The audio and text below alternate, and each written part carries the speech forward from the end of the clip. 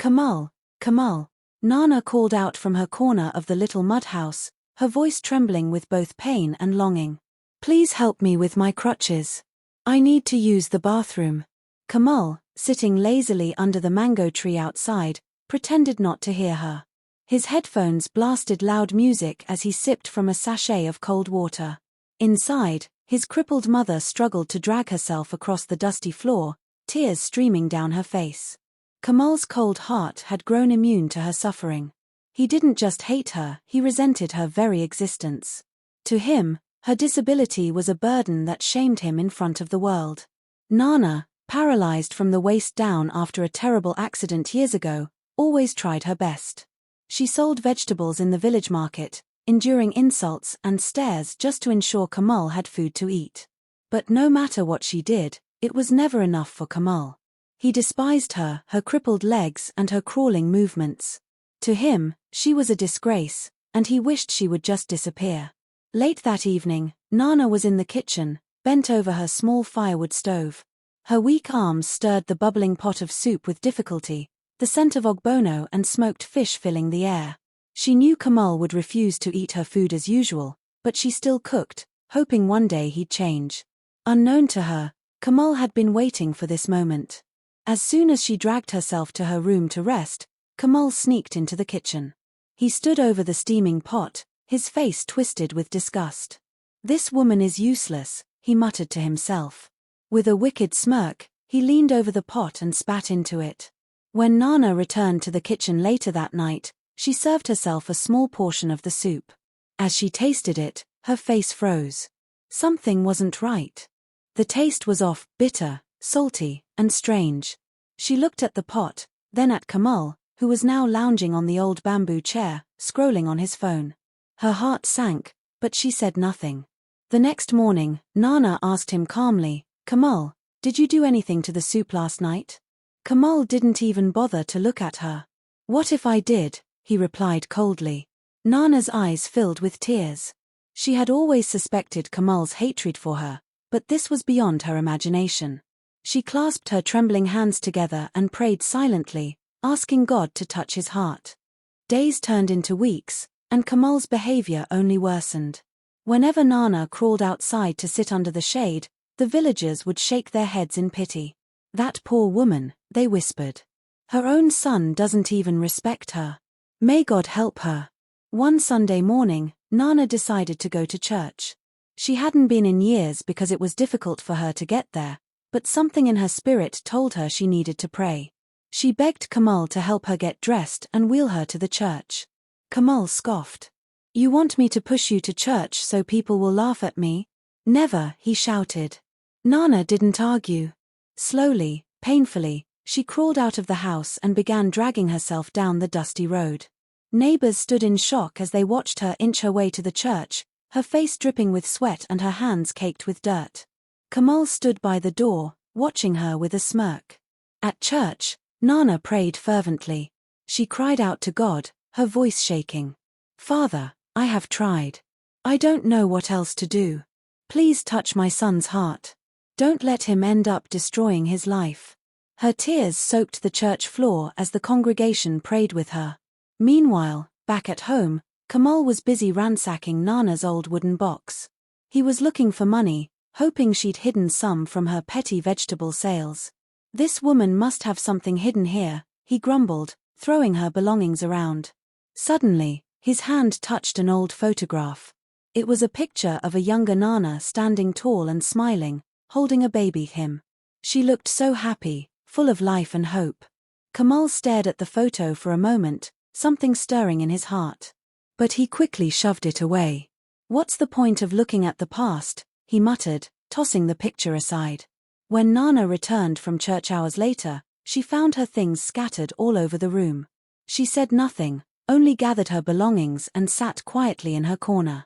Kamal didn't even look at her. That night, Kamal had a strange dream. He was in a dark forest, surrounded by whispering voices. Why do you hate your mother? The voices asked, echoing in his ears. Do you not know what she has sacrificed for you? In the dream, Kamal saw a vision of his mother from years ago. He saw her running to save him from a speeding car. The moment she pushed him out of harm's way, she was hit herself. That was how she lost her legs. Kamal woke up sweating, his heart pounding. He sat up on the bed, staring into the darkness. But as the morning came, his hardened heart returned. He shrugged off the dream, convincing himself it was nothing. The next day, Nana decided to confront Kamal. "My son," she began, her voice steady but filled with pain, "why do you hate me so much? What did I do to deserve this?" Kamal rolled his eyes. "You're a burden," he said bluntly. "Every time people see me, they ask, is that not the son of the crippled woman? I'm tired of the shame." Nana's heart shattered into 1,000 pieces. She wanted to tell him about the accident, about how she sacrificed her legs to save his life, but the words wouldn't come. Instead, she crawled back to her corner, silently weeping. That night, something unexpected happened. A loud knock came at the door. Kamal, annoyed, got up to open it. Standing there was a man dressed in white, his face glowing strangely in the moonlight. The man looked at Kamal and said, "You have despised the one who gave you life. Now you will face the truth." Before Kamal could respond, the man stepped inside and pointed at Nana, who was trembling in her corner. "Tell him the truth," the man commanded. Nana's lips quivered as she looked at Kamal. "The truth," she whispered, fear and sadness mixing in her voice. Kamal's heart began to race, and the air in the room grew heavy. He felt a cold chill run down his spine. Nana's eyes glistened with tears as she gazed at her son. The words she had held back for years now clawed their way to the surface. Her frail body trembled as she began to speak. "Kamal," she said softly, her voice trembling, "I have never told you this because I didn't want you to carry the burden of guilt. But since you hate me so much, you deserve to know the truth." Kamal crossed his arms, his face blank. "What truth? What story are you trying to cook up now?" Nana swallowed hard, her hands clutching the edge of the mat she sat on. "The reason I can no longer walk, the reason I lost my legs, it was because of you." Kamal's brows furrowed. "What nonsense are you saying?" he asked coldly. Nana's voice broke as she continued. "Years ago, we were walking back from the market. You were just a little boy, holding my hand. You loved playing in the streets, always running ahead of me. That day, a car came speeding toward us. I shouted for you to stop, but you didn't listen. I ran after you, Kamal. I threw myself in front of that car to push you out of the way. I didn't think twice about it. I only wanted to save you, and I did." Kamal's arms dropped to his sides as her words sank in. Nana lifted her worn-out wrapper, revealing the deep scars on her legs, a haunting reminder of the accident. "This is why I can no longer walk. This is why I crawl. I sacrificed my legs for you, Kamal. If I could go back, I'd do it again, no matter how much you hate me now." The room was silent except for Nana's quiet sobs. The man in white, who had been standing silently in the corner, took a step forward. His piercing eyes bore into Kamal's.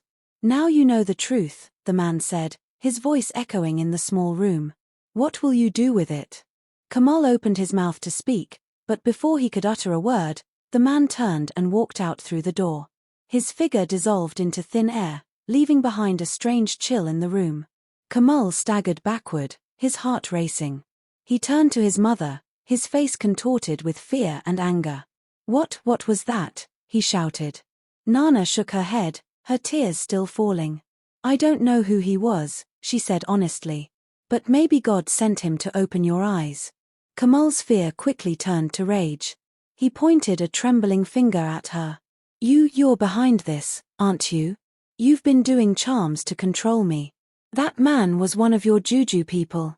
Nana's eyes widened in shock. "Charms? Juju? Kamal, I would never." "Stop lying," Kamal shouted, his voice breaking. "I knew it. I knew there was something wrong with you, you crippled witch." Before Nana could respond, Kamal stormed into the tiny room they shared, grabbed a few of his clothes, and stuffed them into a bag.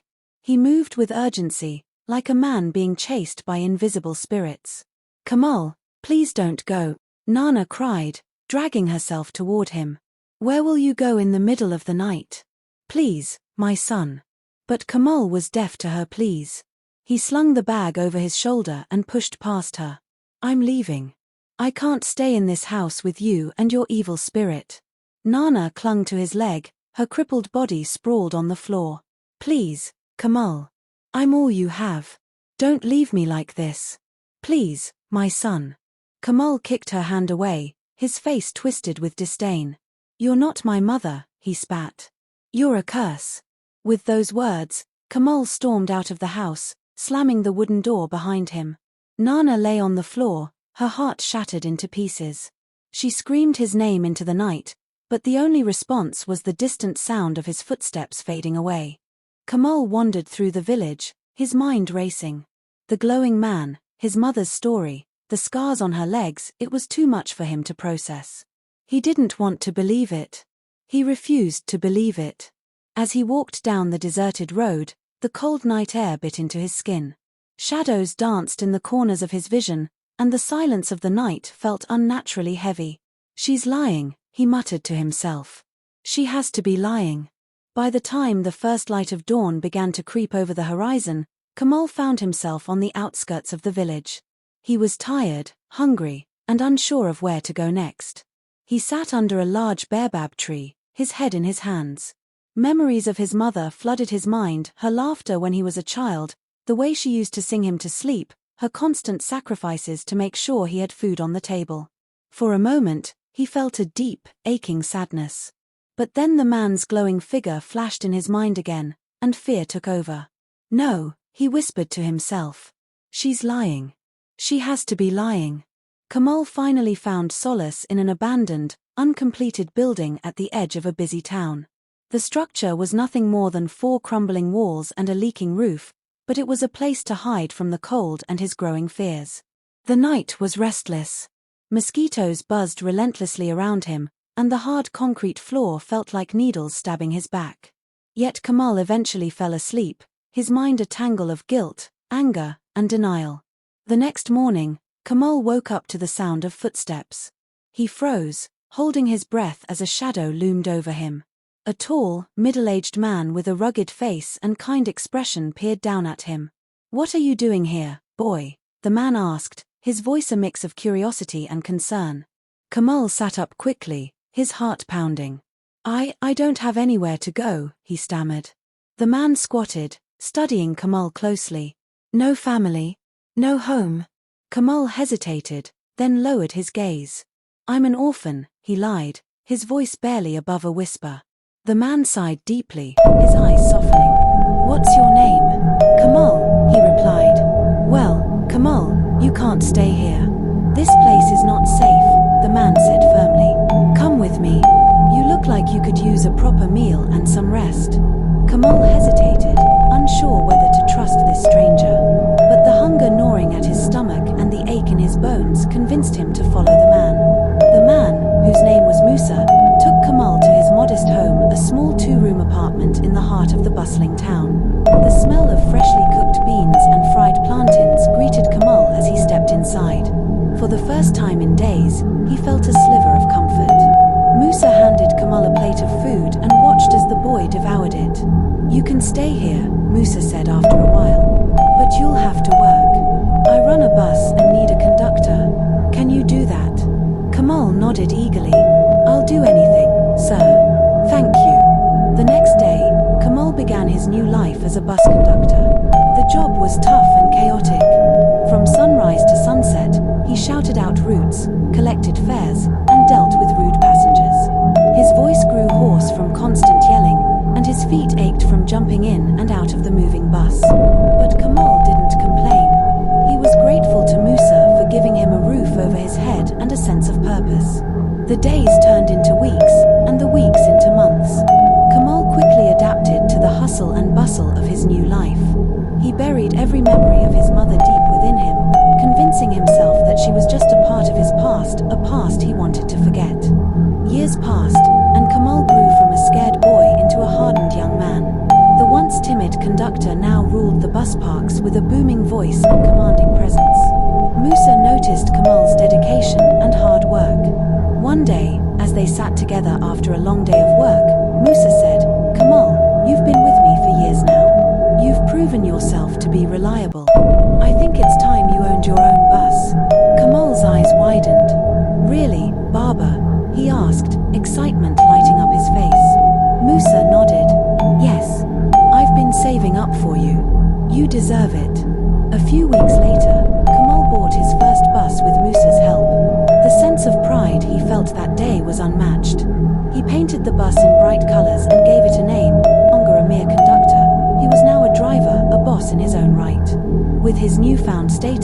Kamal began to enjoy the perks of being a bus driver. He made good money and spent it lavishly. He rented a bigger apartment, bought expensive clothes, and surrounded himself with friends who praised his success. But as Kamal climbed the social ladder, he became more arrogant. He looked down on others, forgetting the kindness Musa had shown him when he was just a helpless boy in an abandoned building. "Kamal, remember where you came from," Musa would often warn him. "Pride goes before a fall." But Kamal would laugh it off. "Baba, I've worked hard for this. Let me enjoy my life," he'd say dismissively. One night, after a long day of driving, Kamal returned to his apartment.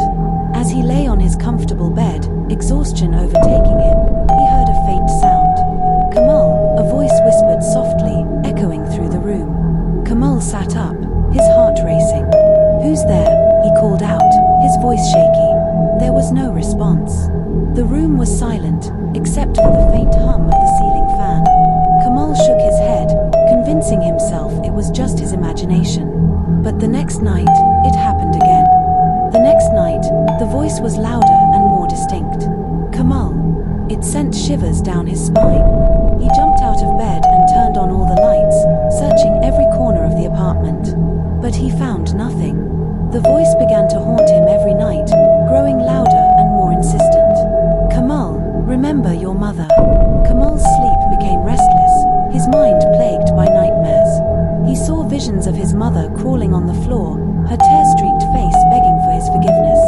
One night, as he sat alone in his apartment, the voice returned, but this time, it was accompanied by a shadowy figure. The figure was faint, but Kamal could make out the outline of a woman, his mother. "Kamal, why have you forgotten me?" the figure whispered. Kamal screamed, covering his ears. "Leave me alone, you're not real." For months, the haunting memories of his mother refused to leave Kamal. Every night, her voice echoed in his ears, and her face appeared in his dreams. It was as if she was calling him, begging him to come back and make things right. Musa noticed Kamal's change in behavior. The once confident and proud young man had become restless and withdrawn. One night, after dinner at Musa's house, Musa sat Kamal down. "Kamal, something is eating you up," Musa said, his voice firm but concerned. "You've been acting strange. Tell me the truth, what is it?" Kamal hesitated. He had hidden his past from Musa for years, pretending to be an orphan with no family. But now, the weight of his guilt was too heavy to bear. He decided it was time to confess. "Uncle Musa," he began, his voice trembling, "I lied to you. I'm not an orphan. I have a mother." Musa's expression hardened, but he said nothing, letting Kamal continue. "I ran away from home years ago. My mother, she was crippled. I hated her for it. I was cruel to her, and when I left, I never looked back. I've not seen her since then," Kamal admitted, tears streaming down his face. Musa was silent for a long moment, his jaw clenched. Then he exploded. "You mean to tell me that all this time, you've been living in comfort, calling yourself an orphan, while your mother, crippled and helpless, was left to suffer alone? Kamal, how could you?" "I was ashamed," Kamal said, his voice breaking. "I didn't know." "Shut up," Musa bellowed. "You don't know what shame is. You abandoned the woman who gave you life. Do you know what it means to be a mother? Do you know the sacrifices she must have made for you?" Kamal hung his head in shame, unable to meet Musa's fiery gaze. "Listen to me, Kamal," Musa continued, his voice shaking with anger. "You will take me to your village. I want to see this mother of yours. If you refuse, I will make sure you lose everything you've worked for. Do you hear me?" Kamal nodded meekly. "I'll take you," he whispered. The next morning, Kamal and Musa set off for the village. The journey was long and silent. Kamal's heart pounded with every mile, dread creeping into his chest. He had no idea what awaited him back home. When they arrived at the village, Kamal barely recognized it. The once familiar paths were overgrown with weeds, and the houses seemed smaller than he remembered. As they walked through the dusty streets, villagers stared at Kamal with a mix of curiosity and disdain. "Is that not Kamal?" someone whispered. "Yes, the one who abandoned his crippled mother," another replied. Kamal's shame deepened with every step. He led Musa to the spot where his mother's house used to stand. But when they got there, all they saw was rubble. "What happened here?" Musa asked, looking around in confusion. A woman passing by stopped and shook her head. "You're looking for Nana, aren't you?" she asked, her voice tinged with pity. Kamal nodded slowly. "Yes. Where is she?" The woman sighed. "Her house collapsed during the rainy season. She was inside when it happened. She didn't survive." The words hit Kamal like a thunderbolt. His legs gave way, and he fell to his knees. "No, no, it can't be," he whispered, tears streaming down his face. "How? Why?" "She was buried a few months ago," the woman continued. "We villagers tried to help her when she was alive, but she always said her son would come back for her. She waited for you, Kamal. She waited until the day she died." Kamal let out a heart-wrenching cry, his hands clawing at the dirt. "Nana! Nana, I'm so sorry," he screamed.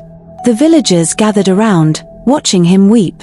Some shook their heads in pity, while others whispered among themselves. "See what disobedience and wickedness have caused," one man said. "God doesn't sleep," another added. Musa stood silently, his arms crossed. He didn't comfort Kamal, he didn't think the boy deserved it. Instead, he let Kamal wallow in the pain of his regret.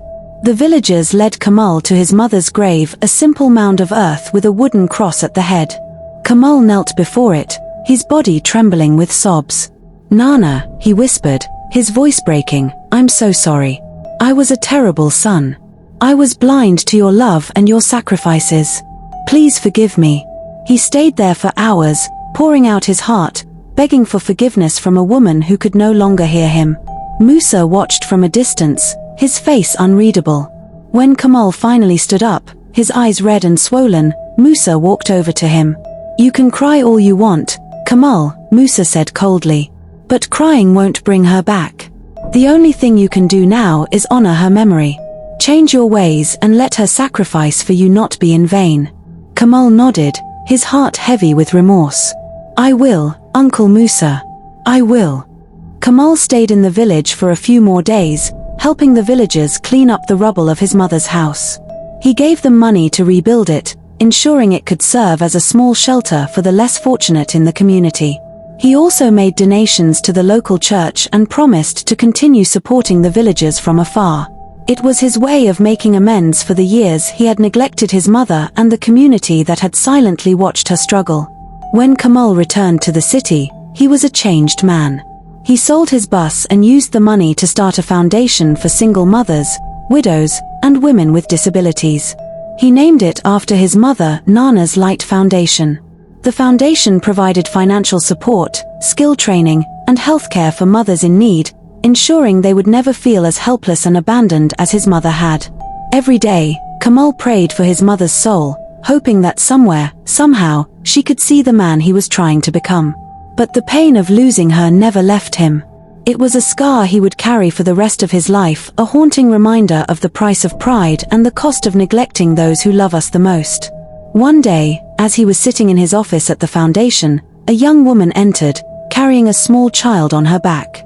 Her face was weary, and her eyes were filled with desperation. "Sir, I heard about your foundation," she said hesitantly. "I don't have anywhere else to go. Please, I need help." Kamal stood up and walked toward her, his heart heavy yet determined. He looked into her eyes and saw the same weariness his mother must have felt so many times. Without hesitation, he said, "You've come to the right place. Sit down, and let's see how we can help." As he spoke with the woman and cradled the child in his arms, Kamal felt a deep sense of purpose. Though he could never undo the mistakes of his past, he was determined to honor his mother's memory by dedicating his life to serving others.